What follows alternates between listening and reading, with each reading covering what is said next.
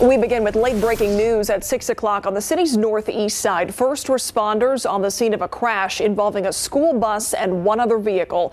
This happened on Rittiman Road between La Colonia and Gibbs Sprawl Road. An official with the San Antonio Fire Department tells us that no children were on board the bus at the time of the crash.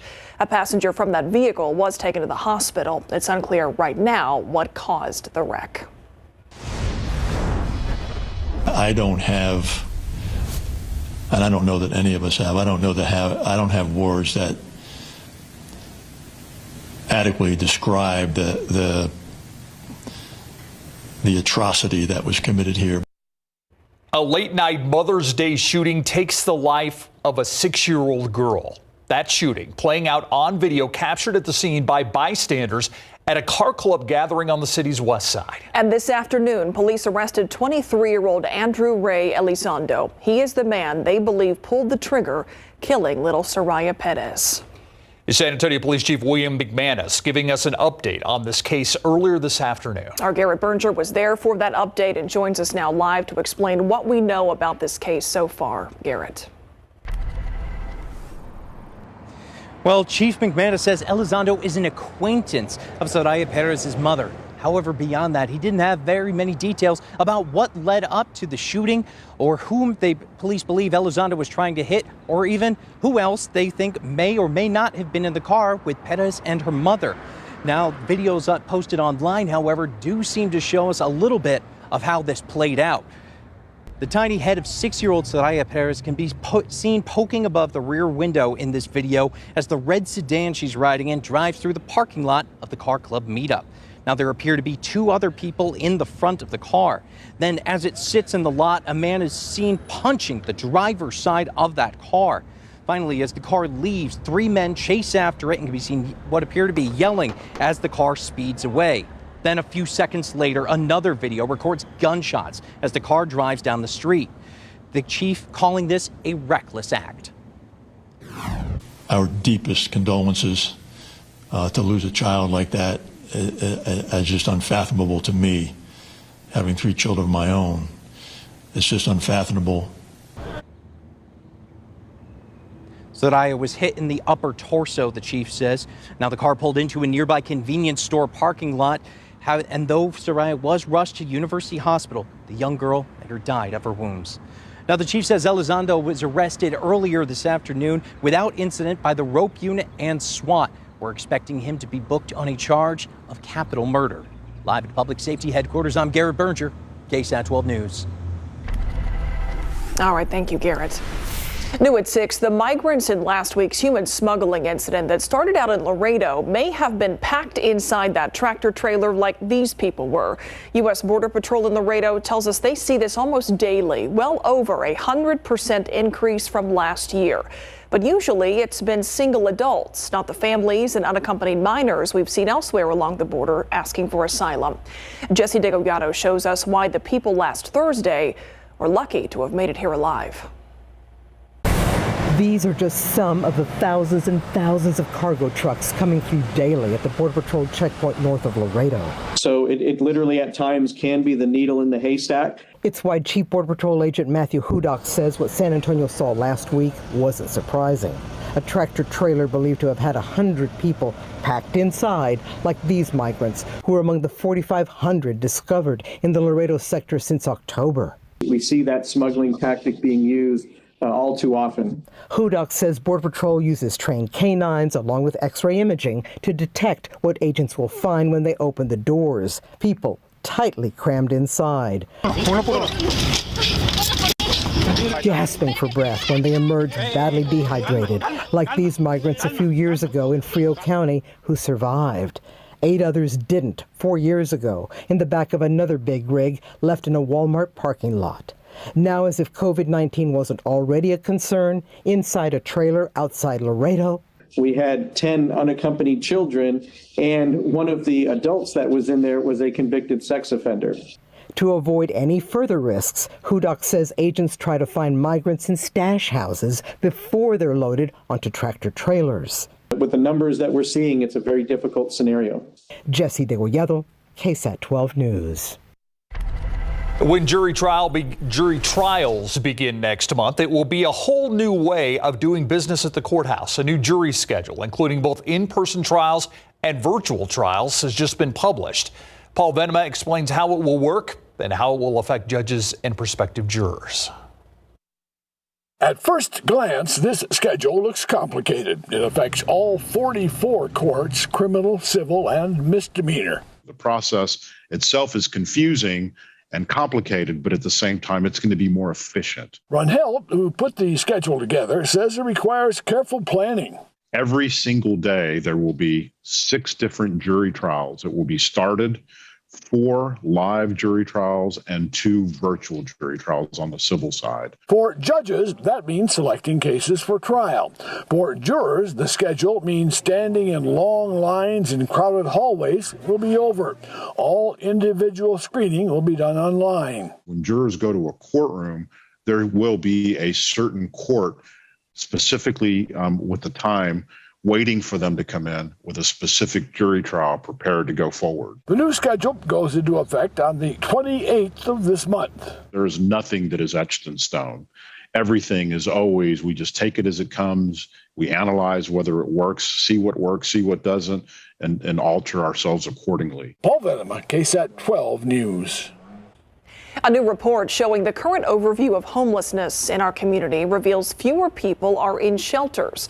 The South Alamo Regional Alliance for the Homeless, or SARA, released the 2021 point-in-time count results this morning. That report is an annual census of sheltered and unsheltered people experiencing homelessness during a single night in January. It worked a little different this year. Due to safety concerns brought on by the pandemic, SARA canceled its count of the unsheltered. In this report, they instead used a one-night shelter count. And for the unsheltered, they looked at data from the past year. Over the last year, we actually saw a decrease in the number of people in our shelters due to the moratorium on evictions, and we think it might also be due to concerns about being in a congregate setting because of COVID-19. Vela says 71% of people who are unsheltered reported a mental health concern. She says this finding will be a key part of their strategy on homelessness moving forward.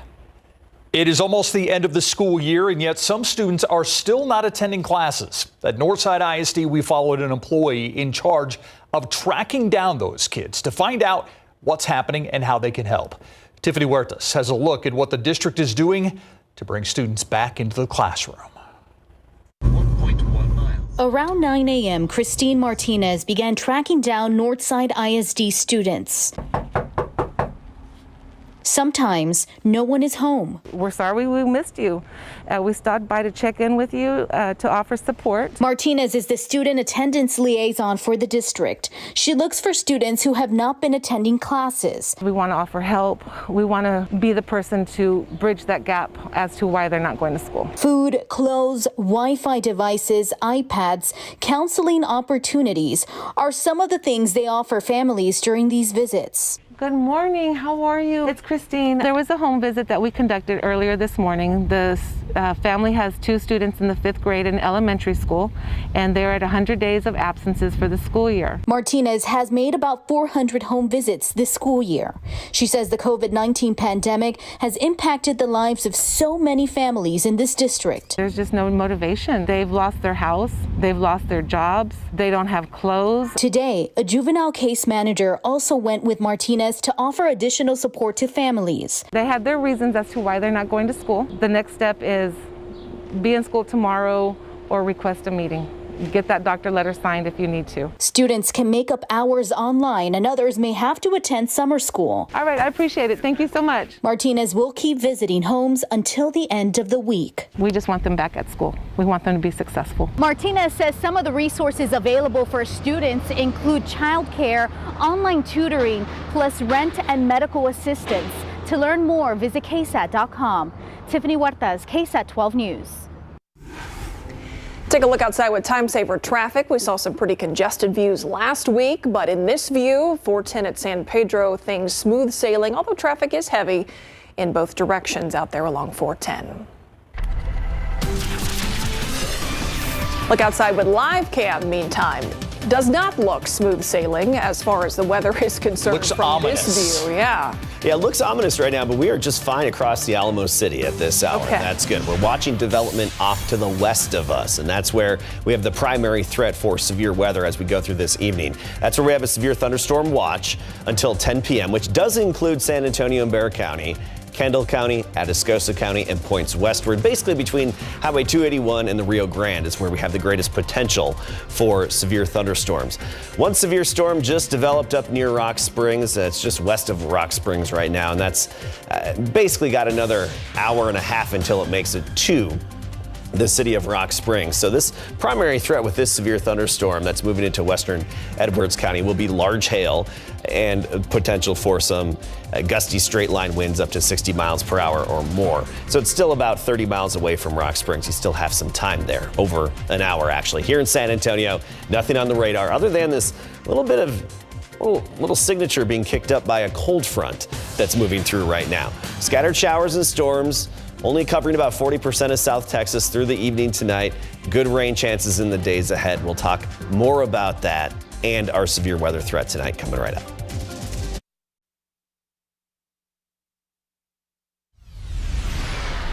I'm Mayor Ron Nirenberg with Bexar County Judge Nelson Wolf. We're joined tonight by Dr. Junda Wu, our public health authority here in San Antonio.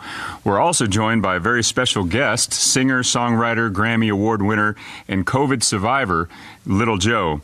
Little Joe was part of the city's What Will It Take campaign, which brought awareness and educational information to our San Antonio residents. He wrote a song that encourages the public to take precautions and to get vaccinated. The song's been featured on local television and radio programs. I think you saw it here a few weeks ago, and we're glad to be joined by Little Joe. He's going to have a few words in just a moment. But first, very quickly, today's weekly vaccination report shows that 930,358 individuals in Bexar County have received at least one dose of the COVID-19 vaccine. 692,474 people are fully vaccinated. That means that 61.8% of our population has had at least one dose, and 46% of the eligible population is fully vaccinated. We continue to exceed both state and national averages. And again, you do not need an appointment anymore. You can just show up. As a reminder, people ages 16 and up can now go to the Alamo Dome on a walk-in basis from 9 a.m. to 6:30 p.m. to receive the COVID-19 vaccine without an appointment. If you do prefer to book an appointment, they are available by calling 311 or by going online. Remember that you can receive text alerts for when appointments become available by texting vaccine or vacuna to 55000. Let me turn it now to Judge Wolf. Well, thanks, Mayor. And as you know, today the FDA approved the use of vaccines for 12 to 15-year-old. My grandson, Ben Windland, had asked me about that last week. Sure enough, he was right on there asking me today, can he get his shot? And I said, well, I think in a couple of days or so, they'll be available, I believe. And so he can help us get to herd immunity because about 20% of our population in the United States are children. And if we want to hit that 70 or 80 or whatever it is on herd immunity, these young people vaccinated. We did about 420,000 vaccinations now through our hospital system. We did 20,000 last week, but only 3,000 of those were first dose. So we still need more people to come out and get their vaccinations. Little Joe's with us tonight. I had the honor, I guess it was New Year's before last, of being on the stage with him and dancing with Erica, your wife, as he sang. So we're delighted to have him on the show with us tonight. Thank you, sir. Thank you, Judge. Well, Joe, tell us a little bit about you survived COVID, and now you've helped our city quite a bit in encouraging folks to get vaccines, get vaccinated, their families. Tell us a little bit about your experience. Well, let me thank you for having me here today and congratulate you and your staff in the city of San Antonio for doing such a great job in having the numbers that you have today. But it was quite an experience. My niece, my daughter, my wife, and I, all four of us were quarantined at the same time. For those of you that have not had COVID, it is a deadly virus. It's contagious, peligrosa. So if you haven't been vaccinated y tienen la oportunidad de vaccinarse, por favor, háganlo. La vacuna is going to save your life. You know, people say that they don't want to get vaccinated because of side effects. That may be the case for 2-3 days of side effects, but the vaccine won't kill you. The virus will. It's an incredible, awful experience. I'm about 10% still not well. I'm operating at 90%. Having to sing, I have to kind of train my voice all over to know where to take my breaths and that kind of thing. So that and I'm still not able to focus like I did before. It's going to take a little time, but gracias a Dios, I survived it. My family survived it. So, la gente que está esperando, no sé qué esperan porque se tienen que vacunar ahorita mismo. It's not only for yourself. You got to think about those you love, your family, your friends, people around you. There's a lot of rumors, fake rumors, and you need to get the truth, the facts, and you need to get vaccinated, as I said, not just for yourself, but for your family and your loved ones. It's, again, it's just an incredible, deadly virus. And now with the new variant, it's even worse. So les pido que, por favor, tienen la oportunidad de tomar la vacuna, háganlo pronto, porque necesitamos que, no nomás la ciudad de San Antonio, pero todas las personas de esta ciudad se tienen que vacunar para tener una mejor salud for the whole family of San Antonio. Thank you so much, Joe, for sharing your experience. And as you saw, Joe provided us a video. Singer, songwriter, actor Little Joe there saying the vaccine won't kill you. The virus will. You can tell that the city of the county adding a bit of celebrity to these daily briefings to try to get more people comfortable with the idea of going out and getting their vaccinations. Little Joe talking about his own personal experience with COVID-19. He and his family members had it, and he was saying that, you know, of course, as a singer, his voice, his breath is incredibly important. He is still not back to 100%. So something that a lot of people are dealing with, those who have suffered from COVID-19, still dealing with those complications and side effects well after their infection. So just trying to get people to go get their shots. Meanwhile, some good news on the vaccination front. We are now over 930,000 people who have had at least one shot. That's 61.8% of our population. 692,000 more than that have received fully vaccinated. That's 46%, beating both the state and national averages in San Antonio right now. But if you know somebody that needs to get vaccinated, pass on the information. Little Joe, and I think the Archbishop is going to be part of the group on Thursday. And I'm sure some people have some questions after hearing about the FDA clearing the Pfizer vaccine for 12 to 15-year-olds. We heard the county judge allude to that, talking about his own grandson wanting the vaccine, but no word yet on any details as far as when that might be available here in San Antonio. We'll keep you updated, though. Yeah. Meanwhile, we continue to look at the weather situation out there. Very active. Just not necessarily over San Antonio right now, but certainly in our viewing area, Adam. Yeah, especially farther to the west, we've got some storms that have popped up, and in one location in particular that's going to then be moving into more of our viewing area. So let's get right to it, starting with the primary threats, and this is especially west of Highway 281 all the way to the Rio Grande. That's where we have the primary, the main risks of these threats, and that's very large hail. You know, large hail is very high category. Wind gusts 60 miles per hour or more. That's our next threat. We have it in the high category. Tornado and flooding on the low end. Can't rule it out, but it's more unlikely than the other threats. Here's the activity in Mexico that's really coming together, starting to move into the northwestern corner of Webb County, moving into southern Maverick County, Dimmitt County as well. This is going to be some good soaking rainfall for a very drought-stricken part of our viewing area. Otherwise, one severe storm that's still west of Rock Springs at this hour. Nothing around town, but we're expecting it to come together a little bit more. We'll get clipped by some activity here and there tonight, with what looks like the primary complex being just south of San Antonio and then weakening once it gets closer to the Gulf coastline. But that's not it. Even as we get into tomorrow, more showers and a few rumbles of thunder. However, The severe threat is mainly this evening up through 10 p.m. And then the next couple of days, just some good intermittent soaking rain and cooler. We're talking 75 tomorrow. Then we get into Wednesday, only 68. And then we dry out the end of the week. All right, and lots to watch tonight. You'll keep us updated. Thanks, Adam. All right, as the Spurs head into their final 5 games, the big number seems to be a lack of threes. Yeah, it really has, especially on this last road trip. It's just fallen off the table. They got to get it back to get into this play-in tournament and have a shot at the playoffs. When we come back, what is the problem? We will ask the Spurs. And is the Kentucky Derby winner disqualified? Coming up.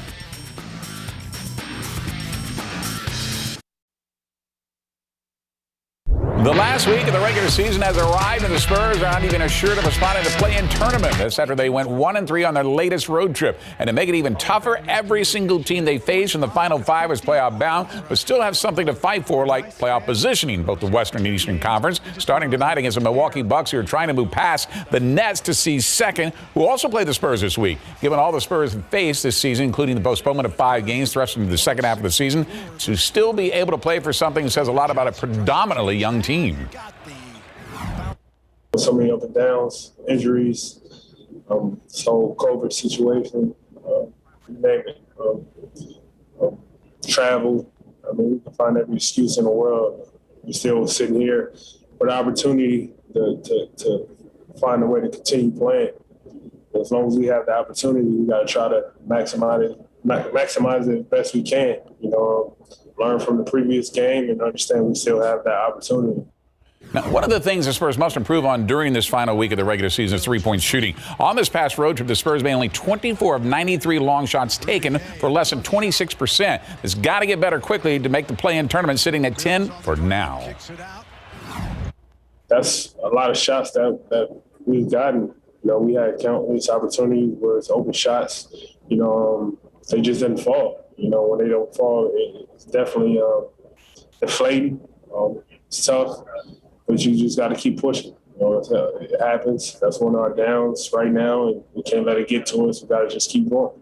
And here's a look at the tip time tonight, 7:30. Highlights for the night on the night beat. Now, what has to concern the Spurs and their fans is, can they hold on to that 10th position in the Western Conference and remain relevant for the play-in tournament and the postseason? After a win last night against the Hornets, the Pelicans are now a game and a half within the Spurs for that final play-in position. This is the 4th win in their last 6 games, and what makes it so remarkable is they're doing it without Zion Williamson, who's been shut down with a fractured finger. Eric Bledsoe led the way with 24 points, 11 assists. That despite Terry Rozier connecting for a career-high 43 points, including 7 3-pointers in the 112-110 victory. So here's a look at the latest Western Conference standings. You see the teams that have actually clinched playoffs. It's Utah, Phoenix, Clippers, and Denver. Dallas and Portland still in the top 6 for now. You look at the play-in tournament for the time being. It's the Lakers, Golden State, Memphis, and San Antonio. And there you see how close New Orleans is getting. They only have 4 games left within a game and a half. The winner of the Kentucky Derby, Medina Spirit, could be disqualified after a failed post-race drug test. And now world-famous and Hall of Fame trainer Bob Baffert has been banned from Churchill Downs.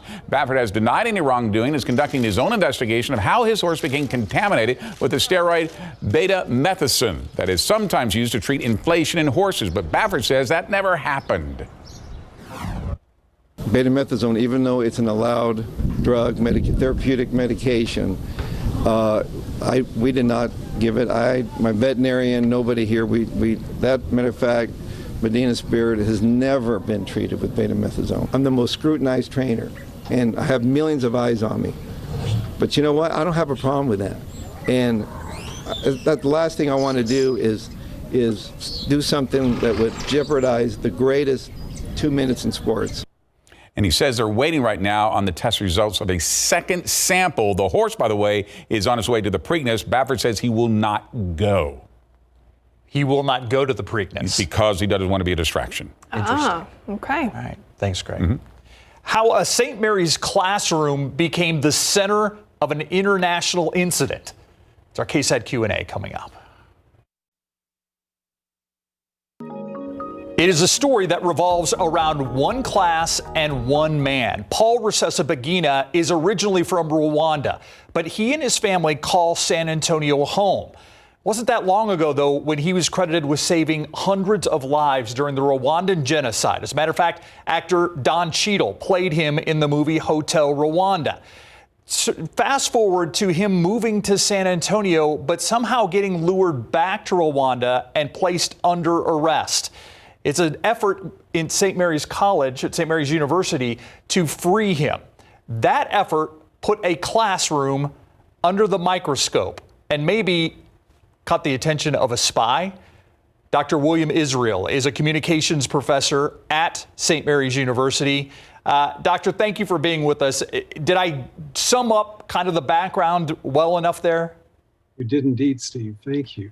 Your class has put up an effort to get Paul Rusesabagina freed from his captors in Rwanda. He was led there under suspicious circumstances. Thought he was going to a whole different country and ended up on a jet that flew him to the capital of Rwanda. Because your class is trying to get so much attention, is that why you think somebody tried to basically crash your Zoom and spy on what you guys were doing? It's clear that the embassy of Rwanda in Washington was most interested in what we were doing, partly because of what we were trying to learn about what they'd done in our area and with Paul, who was a San Antonio man after all. It was also because his daughter, his wife, and his son were taking place in that class that night of April 6th at the law school. So we had no idea this was going to take place, but it happened in no time. And thanks to sharp work on the part of our IT department, we found out who was responsible.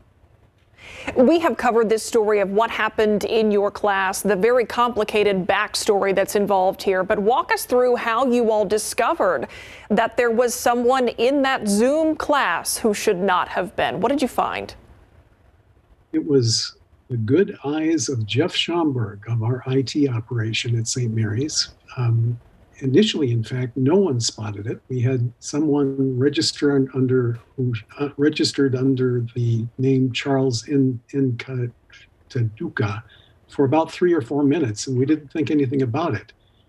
However, this person came back under another screen name about 10 minutes later, stayed for the duration while we were in the throes of our meeting and didn't notice. And so at the point that Jeff Schomburg pointed out that this character was there, I challenged him and said, MN, which was the screen name he was using, who are you? Identify yourself. Silence. I waited about a minute, said, MN, who are you? Please answer. Dead silence for another minute. And with that, I told Jeff to pull the plug. Paul Rusesabagina is a thorn in the side of the current president of Rwanda. He has been very outspoken about the need for human rights changes to take place in Rwanda. I mean, I don't know that you can overemphasize how badly the Rwandan government wants to silence this man. You are trying to shine a light on exactly what is happening in Rwanda when it comes to Paul Rusesabagina, correct? We are, but we are certainly not alone. We are part of a growing movement of people who've discovered just how repressive this regime in Rwanda is. Paul Kagame has perpetrated torture, disappearances, and murder, on and on. There are 2 new books out, one of which is called Do Not Disturb by Mikola Wrong. The books chronicle just how bloody the regime has become, and how dedicated they are to repressing dissent. Anybody who is interested in expressing themselves freely in Rwanda against the regime is in for trouble. And in addition, if you're trying to win an election, remember Kagame won the last election nominally by 99%. Wow. That happened by accident. Yeah. This entire incident is so complicated and so bizarre when you think about what specifically happened with your class, St. Mary's class being the subject of this international ordeal, for lack of a better way of putting it. What does that say to you about how significant this entire story is, the discussion you all were having was, that someone would try to spy on your conversation? This is a story that dates to the genocide of Rwanda in 1994. Regrettably, the United States stayed out of that issue and let a huge genocide take place. In turn, there was a counter-genocide, and the hero of it all was Mr. Rusesabagina. That wasn't lost on Paul Kagame, his rival. Kagame became vice president and then president of the nation. For 15 years, he's been wanting to get Paul Rusesabagina out of the way. And after a 3-year effort, he figured out finally how to trick him there. It was an abduction, plain and simple. This is human rights of the first degree, and we are indebted to Paul Rusesabagina and his family for showing more courage than anyone has a right to. As a matter of fact, Paul's wife has written a letter to the NBA commissioner asking that some of the basketball league games that were going to be played in Rwanda be moved from Rwanda. You certainly are part of a group that's bringing more attention to exactly what happened with Paul Rusesabagina. And we have online a story that Daniel Villanueva and myself put together, mainly Daniel, talking about this incident and exactly what happened. So if you want to learn more, there are places to learn about it. What can the average San Antonian do in this case, Dr. Israel? It turns out we just sent out a letter to people in churches around the area today. Our students put this letter together. The letter asks for people of faith throughout the area, following the recommendation of our president, Tom Mengler, said people of faith need to band together to pray for this man and his family. And then we need to call our congressmen and our senators and make sure Rwanda and Paul Kagame hear about it. Dr. William Israel of St. Mary's University, thanks for shining more light on what happened as part of this much larger story. And again, we encourage everyone to go understand further what we are talking about on KSAT.com. Thank you for your time, Professor. Thank you for inviting me. We'll be right back.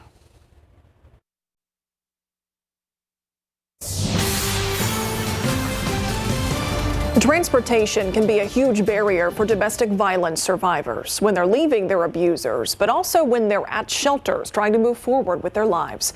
Courtney Friedman explains that's why Uber is stepping up in partnership with the Texas Council on Family Violence to provide free rides right here in San Antonio.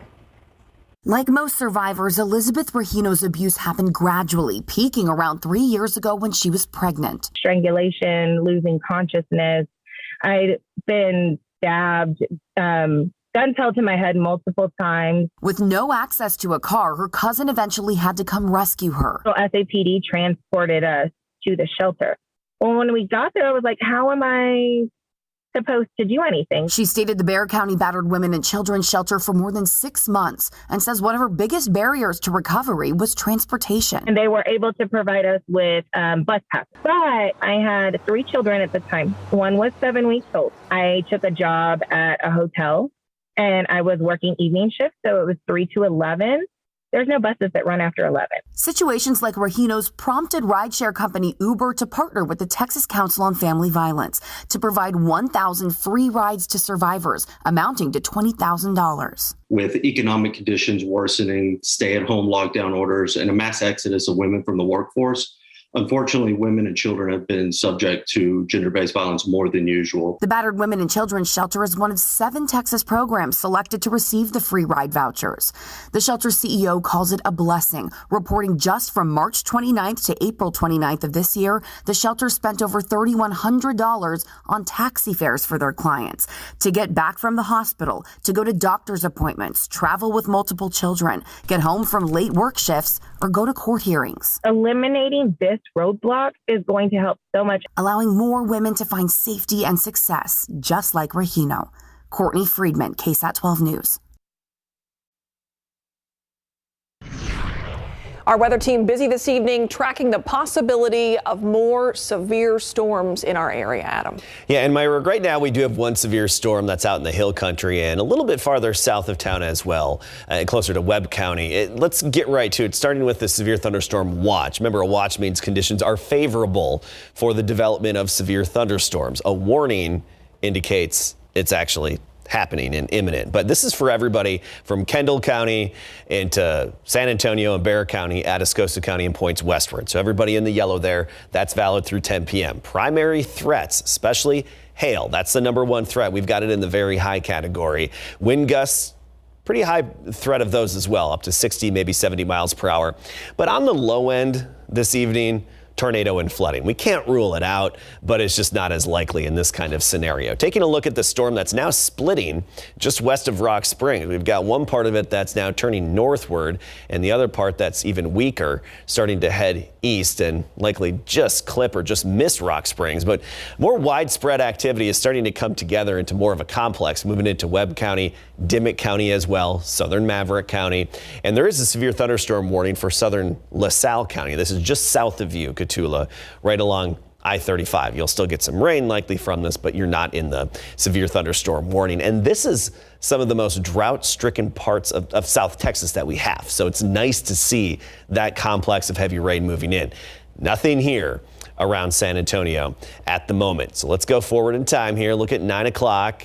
10 o'clock, more activity developing out west and then moving toward the San Antonio area and basically Highway 281. I think Highway 281 between there and the Rio Grande is where we have the highest likelihood of the severe weather.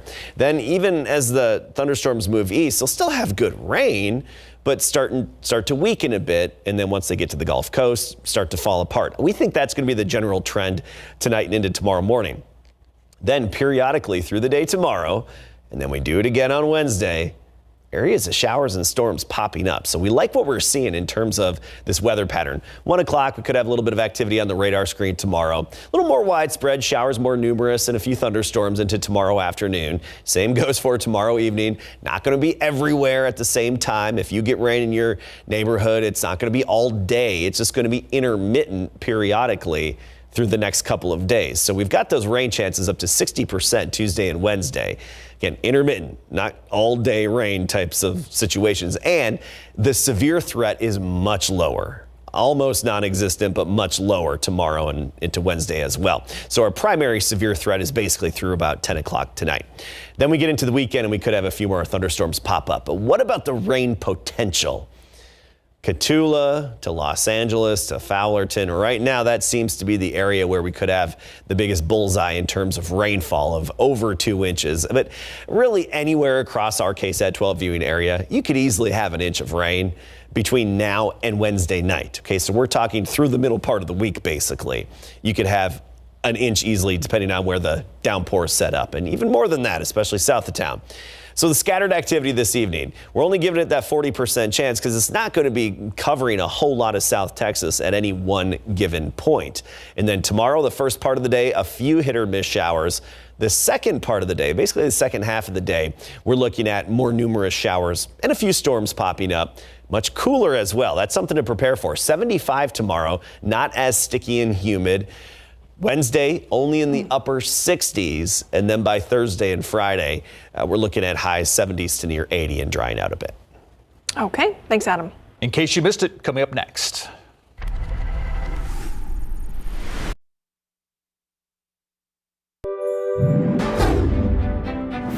It is Monday, May 10th. A young girl, not even starting her life yet, was killed in a senseless act. An atrocity. That's how San Antonio Police Chief William McManus describes the murder of a 6-year-old girl. This is the suspect, Andrew Ray Elizondo. He's now in police custody. The victim, Soraya Perez, shot and killed during a car club meetup on the west side last night. And though Perez was rushed to University Hospital, the young girl died of her wounds. Meantime, the search continues for a suspect who shot a man at an apartment complex on the southeast military last night. An 18-year-old man says that he was shot when he opened his door. He saw someone standing there with a gun. The gunman fired. The victim hit in the chest and taken to the hospital. Police are still looking for the gunman. The FDA actually authorizing Pfizer's COVID-19 vaccine for ages 12 to 15. The Food and Drug Administration said Monday the shot is safe and offers strong protection for younger teenagers based on testing of more than 2,000 U.S. volunteers. Most of us in the U.S. can now choose which COVID-19 vaccine you want. According to an analysis by Vaccine Finder, nearly 80% of people live within 5 miles of all 3 vaccines. Vaccine Finder powers the government's website where people can search for a COVID-19 vaccine by zip code. Despite the access, demand for vaccines have dropped across the U.S. The White House says vaccines that get sent back to them are redirected to states who need them.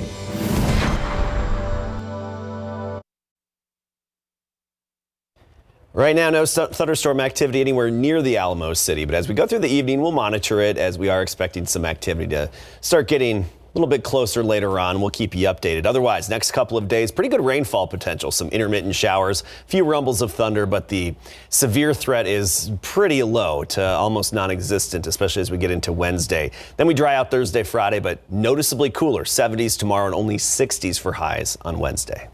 All right, thanks, Adam. And thanks for watching the news at 6. Keep you updated on the weather throughout the night and, of course, on the Night Beat at 10.